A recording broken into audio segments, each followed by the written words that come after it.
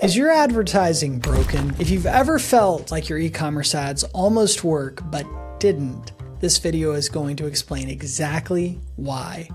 Here is the hard truth. Most e-commerce ads don't fail because Facebook and Google stopped working. They fail because money is being pushed into a store that was never built to convert profitably in the first place. That means every dollar you spend in that environment is not growth.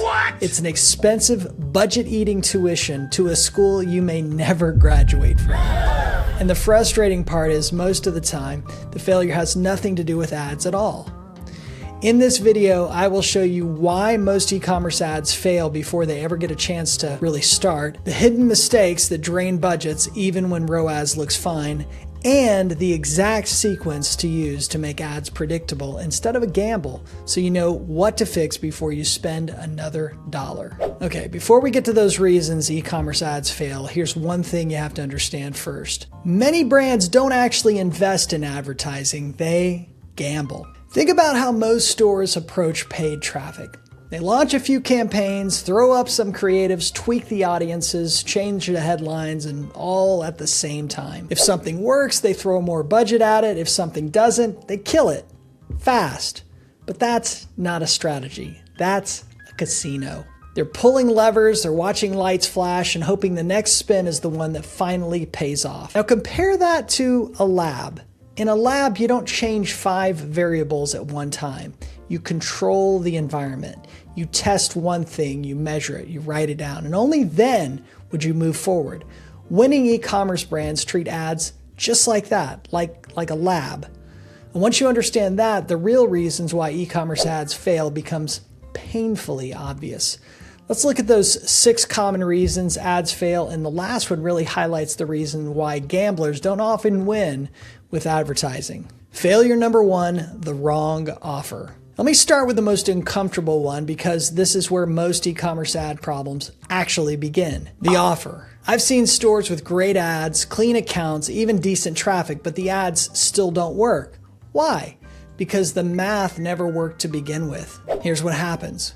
You launch the ads, you look at your ROAS inside the platform, and you think, okay, it's decent, let's push it. But ROAS isn't profit. ROAS ignores returns. ROAS ignores payment processing fees. It ignores fraud and replacement orders. So you end up with campaigns that look efficient on paper, but quietly lose money after fulfillment. And that's why we always start here. Before we scale anything, we calculate break-even CPA and break-even ROAS. Not vibes, actual math. And if the math doesn't work at break even, no amount of optimization fixes it. This is the part most people don't want to hear. If your ads aren't profitable, ads didn't fail. The business model did. Ads don't fix weak offers. They expose them faster. And even when the math does work, most brands still lose money because of what happens after the click. Failure number 2, expecting ads to fix a broken store. Now let's assume the math actually works. The offer is solid, the margins are real. This is where most people think they're safe, but they're not. Because the next failure point has nothing to do with ads and everything to do with what happens after the click. Paid traffic is impatient. These people didn't wake up planning to buy from you. You interrupted them, most likely. Which means they're skeptical, they're distracted, they're looking for reasons not to trust you, and most e-commerce stores give them plenty of reasons. Slow mobile pages, surprise shipping cost, taxes that appear at the last second. Here's the rule.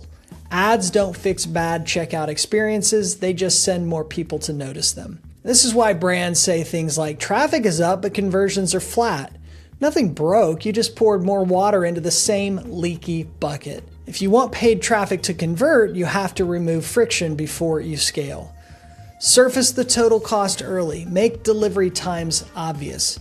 Put your return policy where people can't miss it. Not because it's fancy, but because it removes doubt. And doubt is what kills paid traffic. Even with a great offer and a clean store though, ads can still fail. For a much less visible reason. Failure number 3, optimizing on bad measurement. This one is sneaky because from the outside it looks like an ad problem. Spend is going out, but sales are inconsistent. What actually is broken is the truth you're feeding into the platform. Here's the reality. Ad platforms don't know anything. They learn from signals. And when those signals are weak, delayed, missing, wrong, the platform isn't optimizing for sales, it's optimizing for randomness, partial or duplicate conversion, sometimes even the wrong event. So money gets spent, but you're not buying sales. And this is why people say things like, the algorithm just isn't finding my buyers. It could be that, but it could be just trained on bad information. Here's the line to remember. Your real product on the ad platform isn't your ad, it's your conversion data. And if that data is clean and tied to real purchases, performance stabilizes. If it's not, no creative tweak or audience hack can save you. Otherwise, every dollar you spend is that wasted tuition again. And even with a clean signal, there's another way brands sabotage themselves. Failure number 4, signal starvation. Even with a good offer, a clean store, and solid tracking, a lot of ad accounts still struggle. And this is usually why. Everything is spread too thin. Too many campaigns, too many audiences, too many creatives all at once. Each one gets a little spend, but none of them get enough to actually learn anything. Modern ad platforms don't reward clever fragmentation. They reward consistency. They need sustained volume on a single goal so the system can stabilize and behave predictably.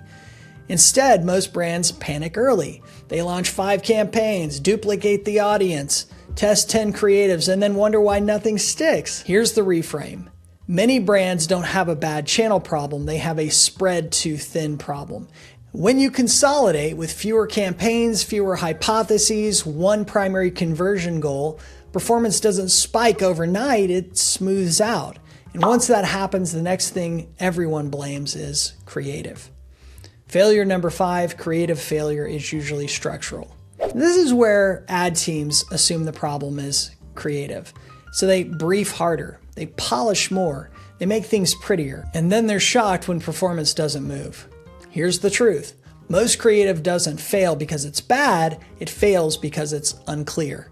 People decide very fast whether something is for them. If your ad takes 5 seconds to explain what you sell, you've already lost. And that's why you'll see one scrappy video drive most of the purchases while polished ones barely even register. Not because the scrappy one is magical, but because it's obvious.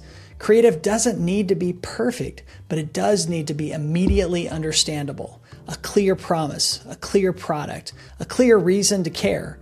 When creative fails at scale, it's usually a signal problem upstream, not a talent issue. Failure number 6, testing like a gambler.